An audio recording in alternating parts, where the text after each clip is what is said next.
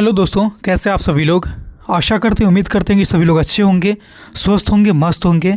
दोस्तों, जैसा कि आप सभी को पता है कि हम लोग सीडीपी का सीरीज चला रहे हैं। इसी क्रम को आगे बढ़ाते हुए हम आपके साथ एक और धमाकेदार प्रैक्टिस सेट के साथ उपस्थित हूँ। इसमें से आपके एग्ज़ाम में ना 5 नंबर के क्वेश्चन ज़रूर ही देखने को मिलेंगे। ये जो प्रैक्टिस सेट है बहुत ज़्यादा महत्वपूर्ण है, अंत तक हमारे साथ ज़रूर बने रहेंगे। प्रैक्टिस सेट की अगर हम बात करेंगे तो सेट नंबर हमारा 12 है, यानी इससे पहले हम लोगों ने 11 सेट लगा चुके हैं। टॉपिक वाइज सेट लगाते हैं। आज का हमारा टॉपिक है NCF 2005, नेशनल करिकुलम फ्रेमवर्क 2005, राष्ट्रीय पाठ्यचर्या की रूपरेखा 2005, इसको हिंदी में कहते हैं। ये नाम ही अपने आप में काफ़ी हैं। आपके एग्ज़ाम के दृष्टिकोण से कितना ज़्यादा महत्वपूर्ण है ये सभी लोग आप खुद भी जान रहे होंगे। कम से कम 5 नंबर के क्वेश्चन जो है ना आपके सभी सब्जेक्ट मिला करके यहाँ से देखने को मिलेंगे, इसलिए हमारे साथ अंत तक बने रहिएगा और आज के इस सेशन से 5 नंबर अपना पक्का करके जाइएगा।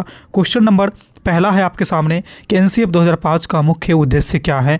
ऑप्शन है आपके सामने पाठ्यभार बढ़ाना, रतंत्र विद्या को बढ़ावा देना, सी है कि बच्चों के सर्वांगीण विकास को सुनिश्चित करना, और डी कह रहा है कि केवल परीक्षा पे जोर देना। देखिए, NCF 2005 का जो मुख्य उद्देश्य था उसमें से एक उद्देश्य ये था कि पाठभार को कम करना, यानी बस्ते की बोझ को हटाना। ठीक है, तो ये ऑप्शन नंबर तो होगा नहीं क्योंकि यहाँ पे बढ़ाने की बात है। रतंत्र विद्या को बढ़ावा देना ये भी नहीं होगा क्योंकि NCF कहती है कि रटने पर जोर नहीं दे करके हस्तपरक शिक्षा पे जोर देनी है, तो ये भी नहीं होगा। ये कह रहा है कि परीक्षा पे केवल जोर देना, तो केवल लगा हुआ है तो इसको भी ऐसे ही काट दीजिए। ठीक है, तो इस तरह से आप पाएंगे कि ऑप्शन नंबर सी जो है ना कि बच्चों के सर्वांगीण विकास को सुनिश्चित करना, ये NCF 2005 का मुख्य उद्देश्य है। पहले नंबर क्वेश्चन का आंसर आपका सी सही हो जाएगा। बढ़ते हैं दूसरे क्वेश्चन की तरफ कि NCF 2005 के अनुसार सीखने का सबसे प्रभावी माध्यम क्या है। आपके सामने है रटंत अभ्यास, ये तो होगा नहीं। शिक्षक केंद्रित शिक्षण नहीं, बाल केंद्रित शिक्षण होना चाहिए। केवल पाठ्यपुस्तक नहीं होगा क्योंकि केवल लगा हुआ है, ये नेगेटिव वर्ड है ये सारे के सारे, और केवल पाठ्यपुस्तक से ही थोड़े ना सीखते हैं लोग। ठीक है, इसके लिए तो बहुत सारी चीज़ें ज़रूरत होती है। इसका जो सही आंसर जाएगा ना ऑप्शन नंबर सी जाएंगे, अनुभव और गतिविधि आधारित सीखना। ठीक है, अब आपके एक क्वेश्चन जो ये है ना इसके माध्यम से आप ये भी समझ सकते हैं कि अगर क्वेश्चन ऐसे भी पूछा जाएगा घुमा करके कि NCF 2005 के उद्देश्य में से कौन से उद्देश्य एक शामिल हैं, तो वहाँ पर आपको ये ऑप्शन दिखेगा कि गतिविधि आधारित सीखना, तो ऐसे करके आप उसको इसी को टिक करिएगा। ठीक है, तो ये बस क्वेश्चन एक जरिया है कंसेप्ट को समझने का। ठीक है, इसके माध्यम से घुमा फिरा करके क्वेश्चन जो आता है वहाँ पे थोड़ा सा आपको अपना दिमाग लगाना है और सही आंसर को मारना है। ठीक है, चलिए तीसरे क्वेश्चन की तरफ बढ़ते हैं। NCF 2005 में ज्ञान की प्रकृति को किससे जोड़ा गया है। स्थिर और अपरिवर्तनीय, बी कह रहा है कि सामाजिक रूप से निर्मित, सी कह रहा है कि केवल पाठ्यपुस्तक आधारित, और डी कह रहा है कि शिक्षक द्वारा दिया गया। देखिए, केवल जो लगा हुआ ना केवल पाठ्यपुस्तक, इसको हटा दीजिए। स्थिर और अपरिवर्तनीय नहीं है, ये हमेशा परिवर्तन के योग्य होते हैं। शिक्षक के द्वारा दिया गया नहीं होता है, ये जो है ना सामाजिक रूप से निर्मित होते हैं, ऑप्शन नंबर बी होते हैं। देखिए, आपके सामने हम एक मिनट का कुछ इंपॉर्टेंट वार्तालाप कर रहे हैं आपसे, इसको ज़रा गौर से ध्यान दीजिएगा। जैसा कि आप लोगों का रिस्पांस हमने देखा कि कमेंट के माध्यम से आप लोग बहुत अच्छे ढंग से तैयारी कर रहे हैं और वीडियो का बहुत अच्छा रिस्पांस आप लोग दे रहे हैं। ये बात एकदम से सच्चाई है, कहीं से इसमें दो राय नहीं है। कुछ लोगों का जैसे कि मैंने कमेंट लिया पढ़ा तो उसमें मैंने पाया कि सर इस तरह का आसान क्वेश्चन नहीं पूछा जाता है। ठीक है, तो मैं आपसे बता दूं कि यहाँ पे सिर्फ टफ MCQ कराना मेरा मोटिव नहीं है। मेरा मोटिव क्रमबद्ध रूप से टॉपिक वाइज MCQ कराने का सिर्फ एक ही मोटिव है कि एक एक करके ना दिन प्रतिदिन हम लोग एक एक टॉपिक को अच्छे से कंप्लीट करते हुए चलें, ताकि उससे आसान, हार्ड, स्टैंडर्ड, लो जिस टाइप का भी क्वेश्चन पूछा जाए ना हम उसका आंसर कर पाएंगे। इसके संदर्भ में मैं आपसे एक चीज़ पूछना चाहता हूं कि जो लोग ऐसा बोलते हैं या फिर जिनको मतलब खुद में, मतलब किसी का मैं बुराई नहीं कर रहा, जिनको खुद में अगर लग रहा है ना कि थोड़ा सा आसान है, फिर भी जैसे मान लीजिए 25 का सेट मैंने लाया तो उनको आता है 23। ठीक है, जैसे 50 का सेट लाया तो उनको आता है 46। मान लीजिए कि ये जो 2 नंबर क्वेश्चन आपके गलत हो गए।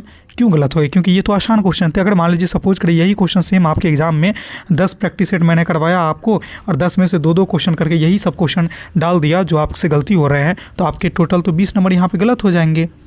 बाकी के जो 10 क्वेश्चन है ज़रूरी तो नहीं है कि वो 10 के 10 आप सही ही कर पाइएगा, क्योंकि जब ये क्वेश्चन आसान लग रही है तो वो तो इससे टफ रहेंगे। तो इससे आप अनुमान लगा सकते हैं कि एक सब्जेक्ट में तो 30 ही क्वेश्चन होते हैं, तो फिर वहाँ पर आपके स्कोर कितने आएंगे? 5-7 नंबर आएंगे। तुक्का में 2-3 और सही हो जाएंगे, तो मान लीजिए 5 नंबर और जोड़ दीजिए तो कितने आ जाएंगे? 10 से 12 नंबर आ जाएंगे। इसीलिए मैं ऐसे नहीं बोलता हूँ कि कोई भी क्वेश्चन आसान है हार्ड है। मेरा मोटिव ये है कि अच्छे से चीज़ों को कंसेप्ट वाइज क्लियर करिए और प्रीवियस ईयर का सेट लगाइए और क्वेश्चन बनाने का प्रैक्टिस करिए, ठीक है। तो आई होप कि आपको समझ में आ गई होगी कि कोई भी क्वेश्चन आसान और हार्ड नहीं होते हैं, सब अगर टॉपिक से है ना तो उसको पढ़ना आपके लिए ज़रूरी है, ठीक है। चलिए आगे बढ़ते हैं हम लोग। चौथा क्वेश्चन है कि एनसीएफ 2005 किस प्रकार की कक्षा संस्कृति का समर्थन करता है। आपके सामने ऑप्शन है कि अनुशासनात्मक, प्रतिस्पर्धात्मक, लोकतांत्रिक और सहभागी, और डी कैराय की कठोर नियम वाले। तो एनसीएफ 2005 की जो बात करेंगे ना तो इसमें कक्षा और संस्कृति का समर्थन जो करेंगे वो होंगे आपके लोकतांत्रिक और सहभागी वाला, ठीक है। यानी कि आप इसको ऐसे भी कह सकते हैं, आप इसको ऐसे भी कह सकते हैं कि जैसे कि लोकतांत्रिक को आप ये भी कह सकते हैं प्रजातांत्रिक, ठीक है, और सहभागी को जैसे परस्पर संबंध। इस तरह का वर्ड आपको जो कॉमन दिखेगा ना, जो कॉमन दिखेगा सब उसको आप सेलेक्ट करिएगा एग्जाम में, ठीक है, आपके वो सही हो जाएंगे, ठीक है। चलिए नेक्स्ट क्वेश्चन की तरफ बढ़ते हैं। इसका जो सही आंसर जाएगा 6 जाएगा। अगले क्वेश्चन की तरफ बढ़ते हैं कि एनसीएफ 2005 के अनुसार मूल्यांकन का उद्देश्य क्या होना चाहिए। आपके सामने ऑप्शन है कि कक्षा की छंटनी करना, भय उत्पन्न करना, सीखने में सुधार करना और केवल ग्रेड देना, ठीक है। मैं आपको बता दूं कि फिर हम लोग 0 से लेकर के हाई लेवल तक चलते हैं। सारे तरह के क्वेश्चन आपके इस सीजन में मिलेंगे और एनसीएफ 2005 से एक भी क्वेश्चन छूटेंगे भी नहीं, ठीक है। फिलहाल इस क्वेश्चन का आंसर करेंगे तो इसमें आप पाएंगे कि मूल्यांकन का एक ही उद्देश्य होता है, चाहे वो एनसीएफ के माध्यम से पूछा जाए या फिर ऐसे ही। मूल्यांकन आकलन का जो है ना एक ही उद्देश्य होता है कि सीखने में सुधार लाना। ऑप्शन नंबर जो है ना आपके सामने इसका सी सही हो जाएंगे, ठीक है। चलिए तो दोस्तों आपको ये सेशन अच्छी लग रही है ना तो एक बार सारे के सारे लोग ना फटाफट लाइक कर दीजिए, और जो लोग अभी तक हमारे चैनल को सब्सक्राइब नहीं किए हैं वो लोग सब्सक्राइब भी कर लीजिए ताकि हमसे आप बने रहिएगा और आगे आपको बहुत सारे ढेर सारी बेनिफिट मिलने वाली है। बेल वाला आइकन को इसलिए प्रेस कर लीजिएगा क्योंकि जब भी नोटिफिकेशन जाएगी कब, जब हम वीडियो को अपलोड कर देंगे तो आपके पास पहुंच जाएगी, ठीक है। चलिए आगे बढ़ते हैं। इस क्वेश्चन का आंसर जो है ना सी हो जाएगा। छठा क्वेश्चन है कि एनसीएफ 2005 में सुझाया गया मूल्यांकन किस प्रकार का है। यानी कि एनसीएफ 2005 के अनुसार जो मूल्यांकन होनी है वो किस तरह का है। क्या सपनात्मक मूल्यांकन है या सतत एवं व्यापक मूल्यांकन है या केवल वार्षिक परीक्षा है या केवल बोर्ड परीक्षा है। तो आप पाएंगे कि एनसीएफ के जो अनुसार जो मूल्यांकन की बात करी गई है ना वो CCE है, ठीक है। यानी कि सतत व्यापक मूल्यांकन, ठीक है, सतत व्यापक मूल्यांकन है। ऑप्शन नंबर आपके सामने बी हो जाएंगे, ठीक है। 7वां क्वेश्चन है कि एनसीएफ 2005 के अनुसार पाठ्यक्रम का भार कम करने का उद्देश्य क्या है। क्या पाठ्यक्रम की भार, यानी बोलता है ना कि बिना बोझ की शिक्षा, यानी इसमें क्या विषय को हटा दीजिएगा, आप कहेंगे नहीं। जानकारी की मात्रा घटा दीजिएगा, आप कहेंगे नहीं। समय घटा दीजिएगा, आप कहेंगे नहीं। यानी कि इसमें आप समझ पे जोर दीजिए, ठीक है। इसी का मतलब होता है कि पाठ्यक्रम का भार कम करना। ऑप्शन नंबर ना आपके सामने सी सही हो जाएंगे। आपको मैं कहना चाहता हूँ कि जितने सारे क्वेश्चन आपकी क्लास में इस सेशन में मिलेंगे ना, आपको उसमें से कितने सही हुए आप हमें कमेंट के माध्यम से ना लास्ट में ज़रूर बताइएगा कि आपके जो क्वेश्चन मैंने करवाया उसमें से टोटल में से आपके कितने सही हुए, कितने गलत हुए, ये आप हमें कमेंट के माध्यम से ज़रूर बताएंगे। कमेंट जरूर करिएगा। आपका 2 ही सही होता है ना, जरूर 2 सही का बोलिएगा। आपका 2 गलत होता है, बाकी सही होते तो वो भी आप जरूर बोलिएगा, ठीक है। चलिए आगे बढ़ते हैं। 8वां क्वेश्चन है कि एनसीएफ 2005 में बहुभाषिकता पर क्या दृष्टिकोण है। यानी कि बहुभाषिकता का मतलब पहले समझ लीजिए कि विभिन्न तरह की भाषा वाले बच्चे हमारे स्कूल में पहुंच जाते हैं। मान लीजिए कोई हिंदी बोल रहा है, कोई वज्जिका बोल रहा है, कोई मैथिली बोल रहा है, कोई भोजपुरी बोल रहा है, कोई इंग्लिश बोल रहा है, ठीक है, कोई उड़िया बोल रहा है, ठीक है, कोई बंगाली बोल रहा है, ठीक है। इस तरह से अलग अलग, कोई मराठी बोल रहा है। तो अलग अलग तरह के जो भाषा वाले बच्चे हैं ना वो एक ही कक्षा में आ जाते हैं, उसको बोला जाता है बहुभाषिक परिवेश, ठीक है। तो इसको कैसे देखा जाना है एनसीएफ के अनुसार, केवल अंग्रेजी पर जोड़ दें क्या, तो आप कहेंगे कि नहीं, मातृभाषा का प्रयोग को हमेशा प्रोत्साहन करनी है, ठीक है। चलिए ऑप्शन नंबर इसका बी सही हो जाएंगे। 9वां क्वेश्चन है कि एनसीएफ 2005 के अनुसार शिक्षक की भूमिका क्या है। क्या शिक्षक की भूमिका ज्ञान देने वाला होता है या अनुशासन बनाए रखने वाला होता है या मार्गदर्शक और सहायक के रूप में होते हैं या परीक्षक होते हैं। तो आप पाएंगे कि एनसीएफ 2005 की बात करेगी फिर भी, लेव वाइगोत्स्की के अनुसार बात करेगी फिर भी, या फिर कभी भी आपके सामने क्वेश्चन आते हैं जिसमें कक्षा में शिक्षक की भूमिका की बात होगी ना तो हमेशा ध्यान रखिएगा मार्गदर्शक, सहायक, पथ प्रदर्शक, ठीक है, पथ प्रदर्शक सुगमकर्ता इत्यादि नामों से शिक्षक की भूमिका को परिभाषित किया जा रहा है, उसका संज्ञा दी जा रही है। ठीक है, तो आपके सामने ऑप्शन जो है ना सी सही हो जाएंगे। 10वां क्वेश्चन है कि एनसीएफ 2005 के अनुसार बच्चे का ज्ञान कैसा होता है। जो बच्चा पहले से ज्ञान लेकर के आते हैं ना स्कूल में, क्या वो गलत होते हैं? नहीं। महत्वहीन होते हैं? नहीं। अनदेखा किया जाना चाहिए? नहीं। जो बच्चे ज्ञान लेकर के आते हैं ना, उसी के आधार पर उसको नई चीज़ों को सिखाइए, यानी कि जो पहले से बच्चे के पास जो ज्ञान है वह उसका सीखने का आधार होता है। क्या होता है? सीखने का आधार होता है। जैसा कि सपोज करिए कि आप पहले से एनसीएफ के बारे में कुछ सीख करके आए हुए हैं, कुछ नहीं आप लोग बहुत जानते हैं, तो बहुत ज़्यादा ही सीख के आए हुए हैं। ठीक है, अब मान लीजिए कि कुछ चीज़ें कमी रह गई, ठीक है, और वो यहाँ से सीख रहे हैं इस वीडियो के माध्यम से, तो क्या हुआ ना कि आपने जो पहले से सीख रखा है उसके आधार पे आपने कुछ नया चीज़ सीख रहा है। ठीक है, यही चीज़ बच्चा के केस में भी काम करता है कि एनसीएफ के 5 के अनुसार कहता है कि सीखने का आधार होता है जो बच्चा पहले से सीख रहा होता है ना, उसी में नया चीज़ सीखता है, यानी ऑप्शन नंबर सी सही हो जाएंगे। 11वां क्वेश्चन है कि एनसीएफ 2005 के अनुसार सीखने और जीवन में के बीच संबंध कैसा होता है। क्या अलग अलग है? आप कहेंगे नहीं। और संबंधित है? कहेंगे नहीं। केवल स्कूल तक सीमित है? नहीं। यानी कि सीखना और जीवन दोनों जो है ना घनिष्ठ रूप से जुड़े हुए हैं, तभी तो कहा जाता है ना कि जो सीखने की प्रक्रिया है वह जीवन पर्यंत चलने वाली प्रक्रिया होती है। यानी बच्चे जब जन्म लेता है और जब तक बच्चे की मृत्यु हो जाती है ना, तब तक तो वो बच्चा रहता नहीं, बच्चा तो बूढ़ा हो गया तब तक, लेकिन फिर भी सीखने की प्रक्रिया परस्पर चलते रहते हैं। ठीक है, इसीलिए ऑप्शन नंबर आपके सामने ना सी सही हो जाएंगे। 12वां क्वेश्चन है कि एनसीएफ 2005 में गणित शिक्षण का मुख्य उद्देश्य क्या है। अब देखिए, मैं यहाँ पर कुछ क्वेश्चन का संग्रह इस टाइप से सेट करके लाया हूँ, जैसे मान लीजिए कोई 6 to 8 वाले बच्चे हैं। ठीक है, पेडागोजी में तो जो पूछेगा ही 1 to 5 में, लेकिन कुछ 6 to 8 वाले बच्चे हैं और स्पेशल सब्जेक्ट का पेडागोजी का क्वेश्चन हल कर रहे हैं, जैसे गणित। तो क्या है इसमें, अगर एनसीएफ के अकॉर्डिंग पूछा जाए ना कि एनसीएफ का मुख्य उद्देश्य क्या होता है गणित शिक्षण में, तो सूत्र याद करना नहीं, गणना की गति बढ़ाना नहीं, परीक्षण में अंक लाना नहीं, तार्किक सोच को विकसित करना, ये गणित के संदर्भ में एनसीएफ 2005 का मानना है। ठीक है, तो ऑप्शन नंबर आपके सामने सी सही हो जाएंगे। ठीक इसी तरह से अगला क्वेश्चन मैं लाया हूँ साइंस के विषय में, यानी विज्ञान शिक्षण के विषय में। तो एनसीएफ 2005 का क्या मत है विज्ञान शिक्षण में? क्या तथ्यों के संग्रह पे है, या तथ्यों के प्रयोग और खोज पर है, या परिभाषा याद करने पे है, या प्रश्न पूछने पे है? तो आप पाएंगे कि ये नहीं, प्रश्न ना पूछने पे है। ठीक है, तो ये तो होगा नहीं। उसके बाद आप पाएंगे कि तथ्यों के संग्रह पे, तो ये भी नहीं होगा। परिभाषा याद करने पे ये भी नहीं होगा, यानी प्रयोग और खोज पर आधारित होती है। जब भी एनसीएफ के अनुसार विज्ञान शिक्षण की बात करेंगे, आपके ये 6 to 8 के सवाल आ जाएंगे, 6 to 8 के पेपर वाइज में आ जाएंगे। ठीक है, पेपर 2 में तो आप क्या ध्यान में रखेंगे कि प्रयोग और खोज की बात की जा रही है विज्ञान में, ऑप्शन नंबर बी हो जाएंगे। ठीक इसी तरह से आप पाएंगे ये एसएसटी वालों के लिए ला दिया मैंने आपके सामने कि एनसीएफ 2005 के अनुसार सामाजिक विज्ञान शिक्षण का उद्देश्य क्या है। क्या तिथियां याद करना है? नहीं। नागरिकता चेतना विकसित करना है? तथ्य रटना है? नहीं। केवल इतिहास पढ़ना है? नहीं। तो इसमें आप पाएंगे कि नागरिक चेतना विकसित करना, ऑप्शन नंबर बी हो जाएंगे। ठीक है, ठीक आपने क्या देखा, गणित वालों के लिए देख लिया आपने, सिर्फ सीडीपी में कैसे पूछा जाए क्वेश्चन वो भी देख लिया, हिस्ट्री में मतलब एसएसटी वालों के लिए देख लिया। अब थोड़ा सा कला के बारे में देख लीजिए। ठीक है, कला के बारे में देख लीजिए कि एनसीएफ 2005 के अनुसार कला शिक्षा क्यों जरूरी है। क्या इससे समय की बर्बादी होती है? नहीं। केवल मनोरंजन होता है? नहीं। परीक्षा में अंक बढ़ाने हेतु ये किया जाता है? नहीं। इससे रचनात्मकता में विकास होती है। यानी कला का मतलब क्या है? कला का मतलब क्या है कि अपने अपने अंदर की जो चीज़ें हैं उसको प्रदर्शित करना, क्षमता को, जो आपके अंदर गुण है, जो गॉड गिफ्टेड चीज़ें हैं, जैसे कोई गाना अच्छा गाता है, कोई चित्रकला अच्छा कर रहा है, कोई कविता कहानी लिख लेता है। ठीक है, तो सबके अंदर अपनी अपनी प्रतिभा होती है, प्रतिभा निखारने का काम होता है, इसलिए इसको रचनात्मक विकास में देखा जाता है। ठीक है, तो ये 3 क्वेश्चन आपने देख लिया। रिलेट करके एक क्वेश्चन मैं और लाया हूँ सेट करके, ताकि आपका टॉपिक देखिए कैसे एक के बाद एक करके मैं आपको करवा रहा हूँ, ताकि चीज़ें आपके रिलेशन में बना रहा है एक क्वेश्चन दूसरे क्वेश्चन से, तो आपको याद रखने में आसानी होगी। एक और क्वेश्चन मैं लाया हूँ यहाँ पे कि एनसीएफ 2005 के अनुसार पर्यावरण शिक्षण, ये 1 to 5 वालों के लिए जो ईवीएस का क्वेश्चन आता है ना, वहाँ के लिए बहुत ज़्यादा इंपॉर्टेंट है। BVI लगा दीजिए कि पर्यावरण का स्वरूप कैसा होना चाहिए। ठीक है, अब यहाँ पर देख लीजिए कि एक टर्म आपको इसमें मिलेगा ऑप्शन से, विषय केंद्रित, ये तो होना ही चाहिए।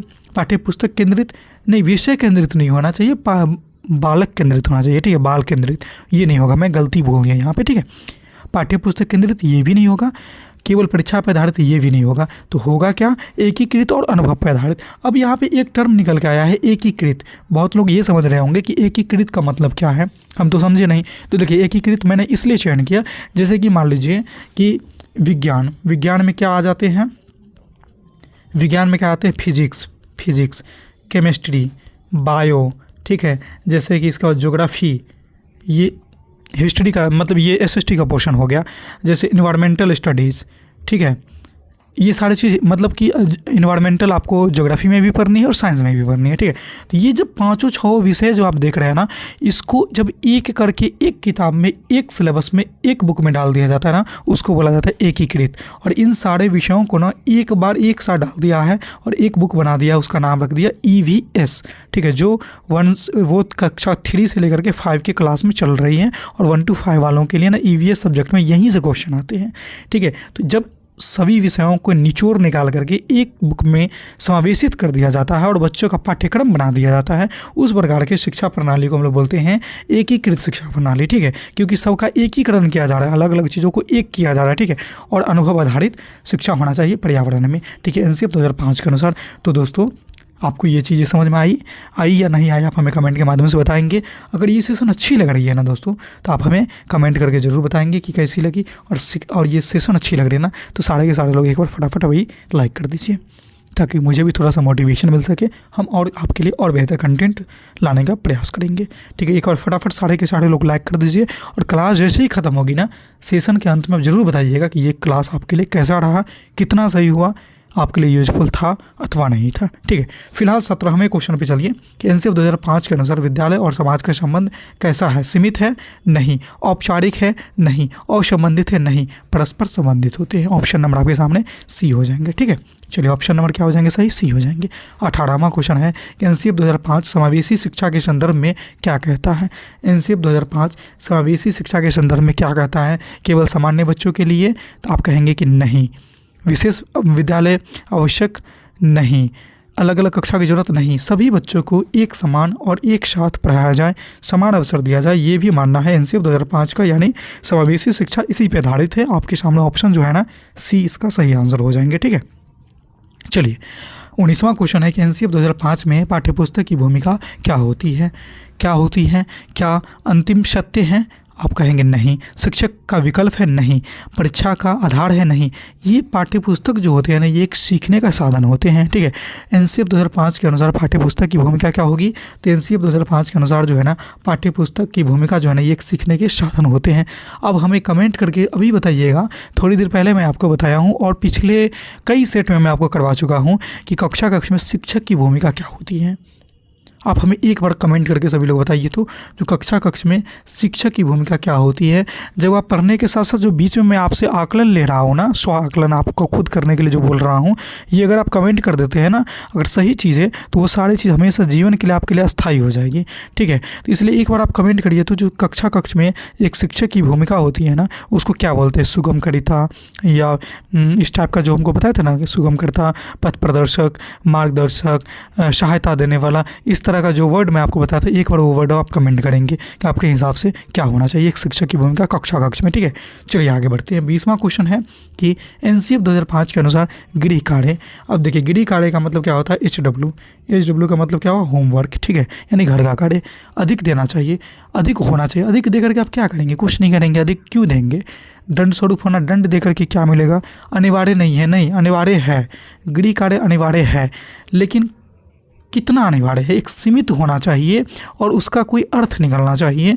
ऐसा नहीं कि निरर्थक गृह कार्य में दे देंगे कि जाओ सभी बच्चे, जैसे कि मतलब कोई काम हमारा है ही नहीं, हमारे लिए उपयोगी नहीं है, उसको करेंगे। जैसे बोल देंगे कि सभी बच्चे जाओ और रोड पर कूड़ा कचरा फेंक दो, ये तो कोई काम हुआ नहीं, घर का काम। इसका मतलब उसका कोई अर्थ है नहीं। हाँ, ये बोल सकते हैं कि सभी बच्चे लिस्ट बना कर के आओ, क्या तुम्हारे घर में जिस तरह का कूड़ा कचरा है, क्या वो रिसाइकल होने वाला है, कौन रिसाइकल होने वाला नहीं है। तो एक काम की बात हुई, और एक सीमित मात्रा में देनी है, ठीक है। तो गृह कार्य का मतलब होता है कि अर्थपूर्ण और सीमित। ऑप्शन नंबर आपके सामने C हो जाएंगे, ठीक है। 21वां क्वेश्चन है कि NCF 2005 में नैतिक शिक्षा को कैसे देखा जाना चाहिए? अलग विषय के रूप में पढ़ाना चाहिए? नहीं। केवल भाषा के रूप में देना चाहिए? नहीं। अनावश्यक तो होगा नहीं। और इसको क्या करना है कि नैतिक शिक्षा यानी नैतिकता, कि कैसे किसके साथ बोलना है, कैसे उठना है, कैसे बैठना है, यानी शिष्टाचार के पाठ, नैतिक को एक लाइन में समझिए, शिष्टाचार की पाठ। ये कैसे आप पढ़ाइएगा, तो संपूर्ण पाठ्यक्रम के अंतर्निहित कर दीजिए, यानी जो आप पढ़ा रहे हैं ना, जो आपके सामने करिकुलम मिला हुआ है उसी में उसको सीमित कर दीजिए, अंदर में ही उसको अंतर्निहित कर दीजिए, उसके लिए अलग से पढ़ाने की जरूरत नहीं है। ऑप्शन नंबर आपके सामने सी चले जाएंगे। 22वां क्वेश्चन है कि एनसीएफ 2005 के अनुसार सीखने का वातावरण कैसा होना चाहिए। क्या भयपूर्ण होना चाहिए? नहीं। प्रतिस्पर्धात्मक होना चाहिए?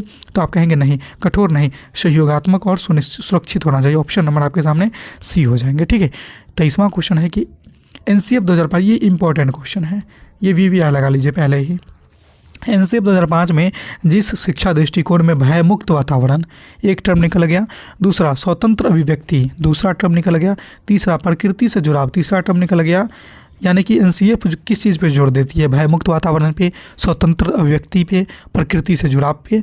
ये जो बल देती है वह रविन्द्रनाथ टैगोर की किस रचना अथवा दर्शन से सर्वाधिक मेल खाता है? ऑप्शन है गीतांजलि, गोरा, घर बाहर और राष्ट्रवाद। देखिए, तो आपसे ये क्वेश्चन ना कई बार एग्जाम में डायरेक्ट पूछा गया है PYQ में।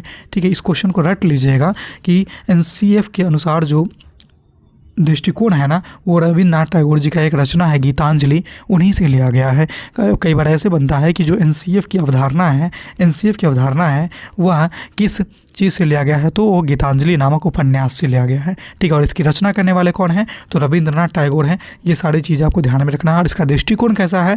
तो भयमुक्त वातावरण होना चाहिए, स्वतंत्र अभिव्यक्ति होना चाहिए और प्रकृति से जुड़ाव होनी चाहिए। ये आपके लिए बहुत ज़्यादा VVI है, इसको आप एकदम से कंठस्थ करके ही जाइएगा, आपके एग्जाम में आने की पूर्ण संभावना है। तो दोस्तों, अच्छी लग रही है या कैसी लग रही है आप हमें कमेंट के माध्यम से जरूर बताइएगा, और अच्छी लग रही है ना तो ये वीडियो को एक बार लाइक कर दीजिए। चलिए अगले क्वेश्चन की तरफ बढ़ते हैं। एनसीएफ 2005 के अनुसार बाल केंद्रित शिक्षा का अर्थ क्या है? देखिए, बाल केंद्रित शिक्षा के अर्थ जब भी आएगी ना, आपको एक ही बात ध्यान में रखना है कि बच्चों की आवश्यकता को ध्यान में रखना है, बाकी चीज़ को ध्यान में नहीं रखना है। शिक्षा की सुविधा मिले ना मिले उससे मतलब नहीं है। पाठ्यपुस्तक का पालन पोषण हो नहीं हो उससे मतलब नहीं है। परीक्षा केंद्रित कोई बात ही नहीं है। यानी बच्चों की आवश्यकता के अनुसार ही चीज़ें करवाई जाएगी, जो भी एक्टिविटी करवाई जाएगी, यही जो होता है ना बाल केंद्रित शिक्षा का अर्थ होता है। ठीक है, तो इस तरह से आप पाएंगे ऑप्शन नंबर सी इसका सही आंसर होंगे। 25वां क्वेश्चन है कि एनसीएफ 2005 का दृष्टिकोण किससे संबंधित है? ऑप्शन है आपके सामने कि केवल विषय वस्तु से। नहीं, केवल लग गया ना, उसको पहले काट दीजिए। अब क्यों काट दीजिए, मैं आपको एक्सप्लेन करके बताता हूँ। केवल विषय वस्तु से नहीं, केवल परीक्षा से नहीं, केवल अंक प्रणाली से नहीं, शिक्षा की गुणवत्ता और समानता इसके दृष्टिकोण होती है। इसीलिए ऑप्शन नंबर ना आपके सामने जो है सी, ये इसका सही आंसर हो जाएंगे कि एनसीएफ 2005 का दृष्टिकोण जो है ना शिक्षा की गुणवत्ता और समानता पे आधारित होती है। ठीक है, तो दोस्तों आपके सामने ये एनसीएफ 2005 से एनसीएफ 2005 से ना 25 महत्वपूर्ण MCQ थे, जो लगभग हर एक टर्म को टच कर रहा था एनसीएफ की ये टॉपिक को। और उम्मीद करते हैं कि इसके साथ ही आपका एनसीएफ का पूरा टॉपिक कवर हो गया है, और इससे जो क्वेश्चन बनेंगे ना वो सारे क्वेश्चन आप आसानी से जवाब दे पाइएगा। ठीक है, तो दोस्तों ये सेशन कैसी लगी ना आप हमें कमेंट के माध्यम से ज़रूर बताइए, कितना उपयोगी है। साथ ही साथ अच्छी लगी है तो एक बार लाइक वाले बटन को सारे के सारे लोग जाने से पहले क्लिक कर दीजिए, और चैनल पे इसलिए बने रहिएगा क्योंकि इस तरह की वीडियो मैं रोज़ लाता हूँ, आपको वो मिस ना हो जाए, इसलिए सब्सक्राइब भी कर लीजिएगा। हमारे ग्रुप से भी आप चाहें तो जुड़ सकते हैं। इसके लिए आपको एक मैसेज करनी है, कॉल नहीं करिएगा। ठीक है, एक मैसेज कर दीजिएगा, आपको ग्रुप का लिंक मिल जाएगा। इससे जुड़े रहना आपके लिए बेनिफिट है, क्योंकि जो भी जानकारी होती है, जो भी सूचनाएँ होती हैं आपको ग्रुप में दी जाती हैं, इसलिए इससे भी जुड़ जाइएगा। तो दोस्तों आपके कितने सही हुए 25 क्वेश्चन में? आपके 25 क्वेश्चन में कितने अंक आए ना, आप हमें कमेंट के माध्यम से ज़रूर बताइए, और ये कैसी लगी ये भी बताइए। फिलहाल इस वीडियो में इतना ही है, फिर मिलते हैं कल के सेशन में। प्रैक्टिस सेट नंबर 13 को लेकर के आएंगे, वहाँ आपसे फिर मुलाकात होगी सुबह। तब तक के लिए हमारे चैनल के साथ बने रहिएगा। इस चैनल यानी सीटेड बाय रोशन को देखते रहिएगा। धन्यवाद।